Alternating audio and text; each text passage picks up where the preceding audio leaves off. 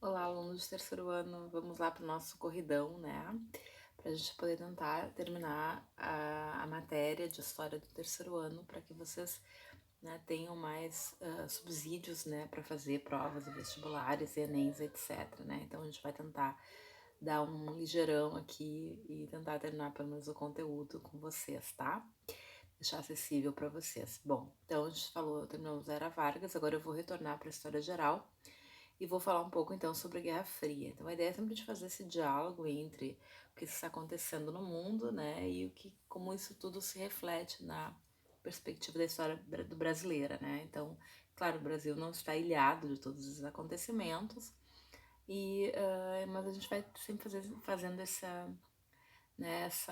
diálogo, digamos assim, certo? Bom, então só para a gente relembrar o final da Segunda Guerra Mundial, e quando vai emergir, então, que a gente vai ter como a Guerra Fria, certo? Então, até então nós tínhamos como grande centro de poder econômico, político, né, de ideário do mundo, a Europa, e agora não, né? No final da Segunda Guerra Mundial, a Europa, de modo geral, está destruída, né? E nós temos, né, duas grandes forças, né, dois grandes blocos de poder que vão se constituir, um liderado pelos Estados Unidos, esse é o bloco capitalista, né, e o outro, então, o bloco do socialismo real, que vai ser, então, liderado pela União Soviética. E essas duas propostas alternativas de organização, né, política, econômica e ideológica vão estar ali, né, sempre num confronto, numa situação tensa, né, e por isso mesmo será denominada Guerra Fria, certo? Na verdade, vai haver vários episódios de guerras quentes, né, só que de uma forma descentralizada, e essas duas grandes potências não vão chegar a entrar de fato num confronto direto, até porque, né, possivelmente o mundo teria sido destruído se isso ocorresse. Então, esse choque, enfim, ele era, digamos assim, latente e ele era descentralizado. A gente já vai conversar sobre isso. Mas só para a gente relembrar, no final da Segunda Guerra Mundial, então, emergem essas duas potências que vão se consolidar e vão estar sempre numa disputa, né, sempre num conflito, né, platônico, digamos, ou seja, né, num nível não concreto, não material, porque a Europa vai sair de fato, assim, bastante prejudicada, né, da Segunda Guerra Mundial. Então, a Alemanha, né, o nazismo foi vencido militarmente, né, infelizmente. A gente percebe que ideologicamente não foi, né, ele está bem presente para nosso espanto e tristeza, né, mas enfim. Nós temos que a Alemanha, então, ela vai ser dividida em 4 zonas de ocupação, dividida por essas potências que eram as principais representantes na luta contra o eixo. Então, a Inglaterra, França, Estados Unidos e a União Soviética vão dividir a Alemanha, então, entre si. Mais tarde, Inglaterra e França vão sair, né, vão desocupar os seus espaços, né, e a Alemanha ficará dividida em duas, né, duas zonas de influência, né, uma mais sobre os Estados Unidos, com viés então capitalista, e outra, né, com viés do socialismo real da União Soviética, certo? Berlim também será dividida em duas, porque na verdade a capital, né, Berlim, capital alemã, ficaria na zona de influência soviética, os Estados Unidos jamais permitiria isso, então Berlim vai acabar sendo dividida também, né? E mais tarde essas divisões darão origem, então, à divisão do próprio país, né? Então a Alemanha ficará dividida em duas até 89, quando cai o Muro de Berlim, né? Vai ser construído depois lá na década de 60. Mas ela vai ficar então, né? Vai dar origem então a dois países, né? A República Federal da Alemanha, digamos, de influência capitalista, certo? E a República Democrática Alemã, que vai ficar sob a influência da União Soviética.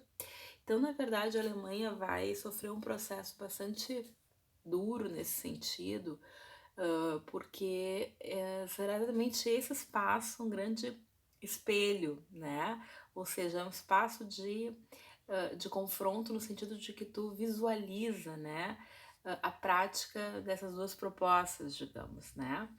E aí, então, claro, os Estados Unidos vai fazer um investimento altíssimo na Alemanha para fazer uma propaganda do capitalismo, enfim, ou do seu modo de vida e, né, das suas políticas econômicas. Então era necessário, né, que a Alemanha fosse uma grande vitrine. Então haverá um grande investimento.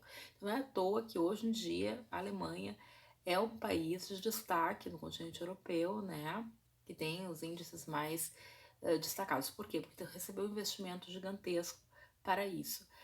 A União Soviética também tem esse mesmo olhar, assim, e de tal forma que, posteriormente, sabendo que há esse investimento muito grande, que a União Soviética jamais vai ter como acompanhar, digamos, né?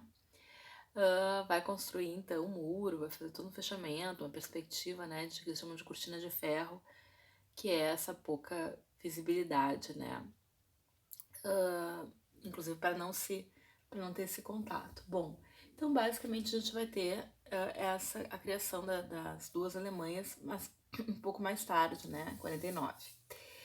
Bom, além disso a gente vai ter então uma essa então emergência, então a gente vai chamar de Guerra Fria. Por que Guerra Fria? Porque, como eu falei para vocês, ela não vai chegar a se concretizar de fato entre as duas grandes potências. Esses combates, digamos assim, eles vão ser descentralizados, eles vão ocorrer em outros lugares. As guerras quentes vão ocorrer em outros lugares, né? Sei lá, Vietnã, antes na Coreia e vários outros territórios, né? Então, de fato, a Guerra Fria é o quê? Vai ser um período no qual essas duas, digamos assim, o mundo vai ficar bipolarizado, essas duas grandes potências vão dominar e vão, digamos, dividir, né, o mundo entre suas áreas de influência, né, sempre tentando estrategicamente ocupar mais espaços ou fazer valer o seu viés, enfim, né. E nessa perspectiva ela vai ser fria, porque ela não vai se concretizar entre as duas, né, mas é um período de muita insegurança, é um período de muito medo, de muita paranoia, de muita, enfim, uma série de situações aí que vão se colocar, certo? Então nós vamos ter essa polarização entre a proposta estadunidense, né, de um capitalismo e, por outro lado, também a proposta do socialismo real, né, da União Soviética, bastante centralizador, bastante autoritário, enfim, tá? Bom, então basicamente a gente vai ter também um ponto importante, né? Vai haver uma série de conflitos na área tecnológica, então vai ser o que a gente vai chamar, né, de corrida armamentista, vamos falar sobre isso, a chamada, né, também corrida espacial, né, que está vinculada também a uma ideia de corrida tecnológica, de inovação, de ciência, de investimento nesse processo, né, essa disputa, digamos assim. Então isso vai caracterizar bastante a Guerra Fria. Dificilmente uma questão que fale de Guerra Fria não aborda alguma desses temas, tá? Mas também a gente tem que entender que essas duas potências, né, que são colocadas como grandes potências, não estão no mesmo patamar de jeito nenhum, né? A gente tem que lembrar que após a Segunda Guerra Mundial, os Estados Unidos emerge como o grande credor do mundo, como o grande vitorioso da guerra, certo? E principalmente os Estados Unidos não sofreu a guerra no seu território de fato, né? Nós tivemos o bombardeio de Pearl Harbor, enfim, que era né, um espaço que não estava, né, dentro do país, do continente, né, dentro da América mesmo.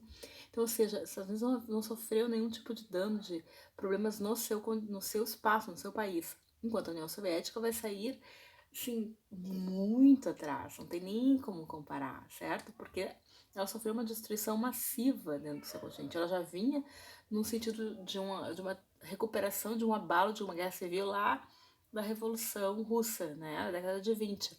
Mas a Segunda Guerra foi extremamente destruidora, né? Então a União Soviética parte já de uma situação muito atrás, porque ela tem que se reconstruir. Metade das pessoas que foram assassinadas, né, morreram, enfim, na guerra, na Segunda Guerra Mundial, são soviéticas, né? São, enfim, né, da Rússia e da União Soviética como um todo. Então, calcula-se que em torno de 25 milhões de pessoas, metade daquela população morta na Segunda Guerra Mundial era soviética. Então, vocês imaginam o delay, digamos, do qual parte a União Soviética, certo?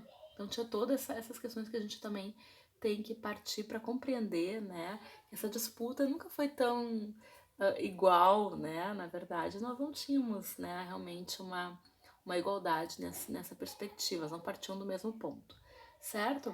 Logo vamos continuar, então, falando sobre Guerra Fria, tá bom?